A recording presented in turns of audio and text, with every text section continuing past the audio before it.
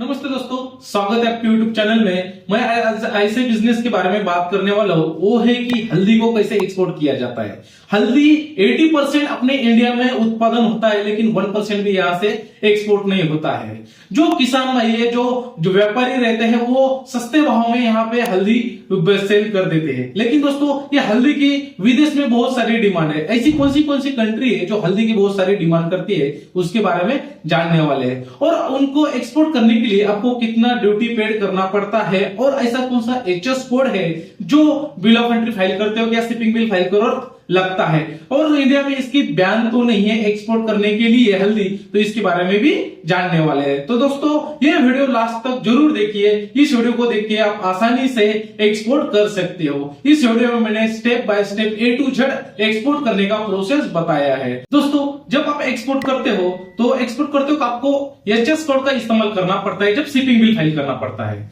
तो दोस्तों, उसमें इसका हल्दी का एचएस कोड है, वो है कि 091030330। ये एचएस कोड आपको शिपिंग बिल में लगाना पड़ता है, उसके आगे जो ड्यूटी लगती है। दोस्तों, लेकिन अच्छी खबर ये है कि हल्दी पे कोई एक्सपोर्ट ड्यूटी नहीं है, ये आपको ड्यूटी फ्री है। गवर्नमेंट ने इसको ड्यूटी फ्री करके रखा है, तो आपको आसानी से यहां से एक्सपोर्ट करके आप लाखों का प्रॉफिट कमा सकते हो। जब आप एक्सपोर्ट करते हो तो उसमें बहुत सारी वैरायटी का इस्तेमाल करना पड़ता है। जो टॉप में जो आता है उनकी बहुत सारी डिमांड रहती है। हल्दी सिर्फ एक साइज की रहनी चाहिए। हल्दी में अगर साइज बड़ी छोटी रहती है तो उसमें वो एक्सपोर्ट लायक नहीं रहती। दोस्तों, जब आप एक्सपोर्ट करते हो तो उसमें बहुत सा जो डिमांड रहता है वो रहता है क्वालिटी और वैरायटी का। जो वैरायटी जो आती है उसमें वो है, फर्स्ट नंबर पे आता है निजामाबाद का जो वैरायटी है, जो हल्दी है, इनकी बहुत सारी डिमांड है और सबसे टॉप में आता है। इनकी बहुत सी कंट्री में इनकी डिमांड है, और निजामाबाद की नाम वाली जो है, इनकी सबसे ज्यादा बिकने वाली और सबसे ज्यादा कंट्री में चलने वाली ये हल्दी है। नेक्स्ट है सलेम नाम की जो हल्दी है, इनकी रंग और साइज के लिए बहुत मशहूर है, इनकी बहुत सारी डिमांड है। थर्ड है ईरोड नाम की जो है, ये क्वालिटी के लिए सबसे मशहूर है, इनकी तो बहुत सारी डिमांड है। हर कंट्री में इसका एक्सपोर्ट होता है और इनकी बहुत सारी डिमांड है। नेक्स्ट है लोकाडोंग ऐसी एक हल्दी है, मेघालय में पाया जाती है। इनमें सबसे ज्यादा कर्कुमिंग रहता है, तो इनकी बहुत सारी डिमांड रहती है और सबसे महंगी भी है। इनकी बहुत सी कंट्री को इनको पसंद किया जाता है, लेकिन इनकी कर्कुमिंग ज्यादा रहने के कारण इनकी डिमांड बहुत ज्यादा है और इनकी महंगाई भी बहुत है। दोस्तों, जब आप एक्सपोर्ट करते हो तो क्वालिटी पर बहुत सारा भर दिया जाता है। तो क्वालिटी में हल्दी कैसी रहनी चाहिए, वो एक समान रहना चाहिए। उनकी टुकड़े नहीं चलते हैं, वो अपने उंगली की तरफ से समान रहना चाहिए, वो छोटी बड़ी नहीं रहनी चाहिए। अगर बहुत से टुकड़े रहते हैं हल्दी में तो वो रिजेक्ट हो जाती है। जितनी बड़ी हल्दी की साइज रहेगी उतना मार्केट में उसकी डिमांड रहती है।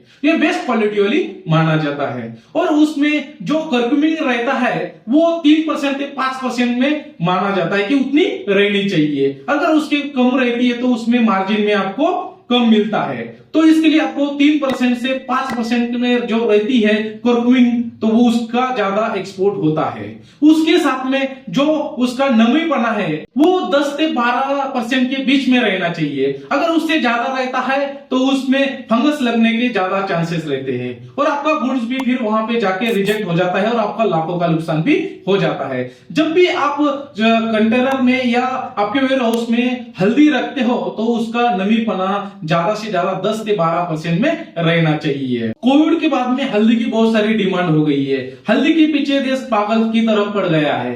कोविड के बाद में हल्दी की डिमांड बढ़ती जा रही है।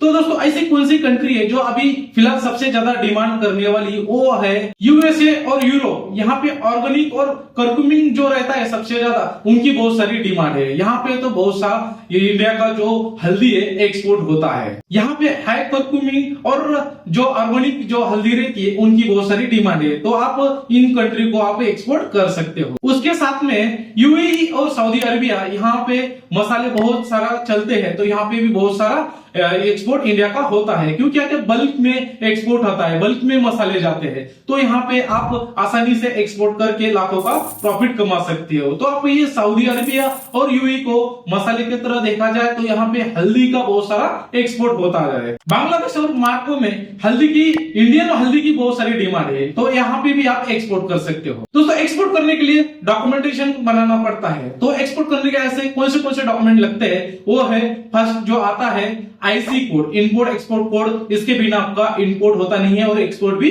होता नहीं है। उसके साथ में आपको जीएसटी नंबर भी लगता है, एक पैन कार्ड भी लगता है। अगर आपको पहले तो प्रोप्राइटरी फर्म या एलएलपी फर्म या प्राइवेट लिमिटेड कंपनी बना के रखना चाहिए। तो उसके साथ में दोस्तों आपको एपेडा में भी आपका रजिस्ट्रेशन रहना चाहिए, आरसीएमसी आपके पास सर्टिफिकेट रहना चाहिए, और सबसे इंपॉर्टेंट कि आपके पास फसरी का लाइसेंस भी रहना चाहिए, जो सेंट्रल वाला। उसी के साथ में आपको फाइटोसैनिटरी सर्टिफिकेट भी लगता है। ये इतने डॉक्यूमेंट आपको दोस्तों जब आप एक्सपोर्ट करते हो तो आपको शिपिंग बिल करते वक्त इतने डॉक्यूमेंट की आपको जरूरत लगती है। उसी के साथ में दोस्तों जब आप एक्सपोर्ट करते हो तो उसमें कुछ आपको डॉक्यूमेंटेशन ये लगाना पड़ता है, इनवॉइस, पैकिंग लिस्ट, सर्टिफिकेट और बिल ऑफ लैंडिंग। ये एक्सपोर्ट करने के लिए ये डॉक्यूमेंट लगते हैं। ये डॉक्यूमेंट को आपको बना के रखना चाहिए जब भी आपको एक्सपोर्ट करना रहता है। दोस्तों जब एक्सपोर्ट करते हो तो एक्सपोर्ट में सबसे ज्यादा देखा जाता है वो पैकेजिंग पे, आपकी पैकेजिंग पे क्वालिटी निर्भर करता है। तो कैसे रहनी चाहिए पैकेजिंग रहनी चाहिए जो डबल जूट बैग्स रहते हैं 50 केजीज के, उसका इस्तेमाल होना चाहिए, नहीं तो पीपी बैग्स में आप यूज कर सकते हो।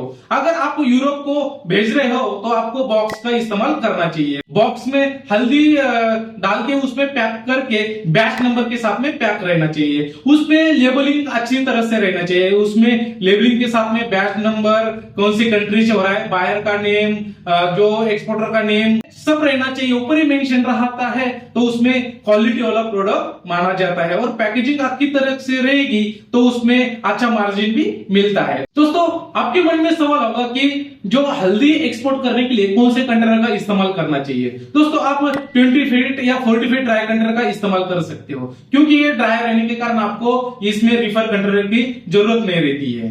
दोस्तों इसको आप आसानी से एक्सपोर्ट ड्राई कंटेनर में कर सकते हो। अगर आप सैंपल भेजना चाहते हो तो आप एयर कार्गो का इस्तेमाल कर सकते हो, लेकिन आप सैंपल की तरह आप एलसीएल में भी भेज सकते हो अगर आपको सैंपल ही भेजना है। लेकिन आपके पास बल्क क्वांटिटी है तो आप कंटेनर का इस्तेमाल करके आप एक्सपोर्ट कर सकते हो। डैमेज और डिटेंशन से बचने के लिए आपको क्या करना पड़ता है, जब आपका कंटेनर पोर्ट पे पहुंच जाता है तो वहां से आपको शिपिंग लाइन 7 दिन या 14 दिन देती है। उसमें फ्री डेट में आपको कार्गो खाली करके वापस लाना पड़ता है, लेकिन वो उससे पहले आपको डॉक्यूमेंटेशन तैयार करके रखना चाहिए, क्योंकि वहां पे कंटेनर आपका पड़ा रहा तो आपको डे टू डे उसमें चार्जेस पेड करना पड़ता है। उसमें आपको 5,000 या 10,000 पर डे के हिसाब से वहां पे चार्जेस लग सकते हैं। इसके लिए आपको डैमेज से बचने से पहले जो आपका सीएचए है उनको आपको पहले से ही डॉक्यूमेंटेशन तैयार करके वहां पे भेज देना चाहिए। जैसे ही वो कंटेनर वहां पे आ जाएगा तो कस्टम क्लियरेंस करके वो कार्गो आपको रिलीज कर देगा। दोस्तों बायर कहां से मिलेगा, आप अगर एपेडा के वेबसाइट पे जाके वहां पे आप बायर की लिस्ट निकाल सकते हो। वहां पे जो स्पाइस जो बोर्ड रहता है वहां पे आपको बायर की लिस्ट मिल सकती है। उसी के साथ में B2B है, ट्रेड इंडिया है, इंडिया मार्ट है, अलीबाबा पोर्टल है, इंडियन एम्बेसी है, यहां से भी आपको बायर की लिस्ट मिल सकती है और बायर भी मिल सकता है। दोस्तों जब भी आप एक्सपोर्ट करते हो तो उस पे उधारी पे ना भेजे, क्योंकि उसमें फ्रॉड होने के बहुत चांसेस रहते हैं। क्योंकि आप क्रेडिट पे अगर माल भेज देते हो तो आपको वहां पे फ्रॉड होने के बहुत चांसेस रहते हैं। इसलिए आपको जब भी एक्सपोर्ट करते वक्त बायर का ECGC रिपोर्ट चेक करना चाहिए। जो ECGC रिपोर्ट में बायर फ्रॉड है क्या वो समझ में आता है और उसमें इंश्योरेंस भी निकल जाता है। जो भी आपका नुकसान होता है तो ECGC के थ्रू तो आपको कुछ रिफंड भी मिल जाता है। जब भी आप बायर का पेमेंट लेते वक्त सोचते हो तो उसमें आपको पेमेंट लेना है तो 100% एडवांस में ही लेना चाहिए, नहीं तो आप 30% एडवांस और 70% एलसी में पेमेंट ले सकते हो। नहीं तो आप 30% एडवांस और 70% कॉपी ऑफ बिल्स के आगे भी पेमेंट ले सकते हो, लेकिन हो सके तो 100% एडवांस पेमेंट में ही काम करना चाहिए। अगर आप फर्स्ट टाइम एक्सपोर्ट कर रहे हैं तो आप 100% एडवांस में ही लेना चाहिए। चाहिए। अगर बायर आपको मार्केट से ज्यादा अगर रेट दे रहा है, जो माल से ज्यादा रेट दे रहा है, तो समझ लो वो आपके फ्रॉड करने के चक्कर में है। तो पहले आप उनको बताना चाहिए कि हम 100% एडवांस में ही काम करेंगे। डीए या डीपी में काम नहीं करना चाहिए। डीए और डीपी में डॉक्यूमेंट अगेंस्ट पेमेंट रहता है। जब तक आपका बायर पुराना नहीं होता तब तक आप डीए डीपी का पेमेंट में नहीं लेना चाहिए। दोस्तों, आपके मन में सवाल होगा कि हल्दी का एक्सपोर्ट करने आसान है क्या? दोस्तों, इतना आसान भी नहीं है, जो उतना लोग बताते उतना मुश्किल भी नहीं है। सिर्फ आपको एक साइक्लिंग समझना बहुत जरूरी है। जो एक्सपोर्ट को क्या क्या लगता है, कौन से डॉक्यूमेंट लगता है और कौन सी कंट्री को आप एक्सपोर्ट कर सकते हो। अगर आपके पास में बायर है तो आप आसानी से एक्सपोर्ट कर सकते हो। आप अगर किसान हैं, अगर आप ट्रेड कर रहे हो या आप एक स्टूडेंट हो तो आप भी यहाँ पे एक्सपोर्ट कर सकते हो। इसमें ज्यादा बड़े ऑफिस की जरूरत नहीं है, सिर्फ आपको नॉलेज चाहिए। बेसिक सा अगर आपके पास नॉलेज है तो आप आसानी सा एक्सपोर्ट कर सकते हो। दोस्तों, जब भी एक्सपोर्ट करते हो तो उसमें आपको ज्यादा नमी पे ज्यादा फोकस करना चाहिए, क्योंकि इसमें मॉइस्चर लग गया तो आपको लाखों का नुकसान हो सकता है। तो हो सके तो आपको जो स्टोर करते वक्त ही उसमें बैलेट जो रहता है उसका इस्तेमाल करना चाहिए। जमीन पे रखते वक्त उस पे आपको बैलेट जो रहता है उस पे रखते हो तो उसमें जो नमी है वो लगने के बहुत कम चांसेस रहते हैं। मॉइस्चर एक बार लग गया तो पूरा आपको कार्गो खराब हो सकता है। हो सके तो आपको ज्यादा से ज्यादा मॉइस्चर पे ज्यादा ध्यान देके आपको एक्सपोर्ट करना चाहिए। आपका स्टोर करते हुए भी ध्यान रखना चाहिए कि आपका क्वालिटी वाला प्रोडक्ट खराब ना हो पाए। दोस्तों, जब भी आप वेयर हाउस में हल्दी रखते हो तो उसमें आपको धुआं बना के रखना चाहिए। जो कीटनाशक धुआं रहता है उससे आपका जो मॉइस्चर है, जो कीटनाशक लगने वाला रहता है वो लगता नहीं है। तो आपको जो वेयर हाउस में, आपके गोडाउन में धुआं बना के रखना चाहिए, जो कीटनाशक धुआं रहता है। तो दोस्तों, ये थी हल्दी का एक्सपोर्ट कैसे किया जाता है, कौन से डॉक्यूमेंटेशन आपको लगाना पड़ता है एक्सपोर्ट करते हो, और ऐसी कौन सी कंट्री है जो सबसे ज्यादा डिमांड है, और ऐसी कौन सी वैरायटी की है जो हल्दी आपको एक्सपोर्ट करना पड़ता है जो क्वालिटी वाली।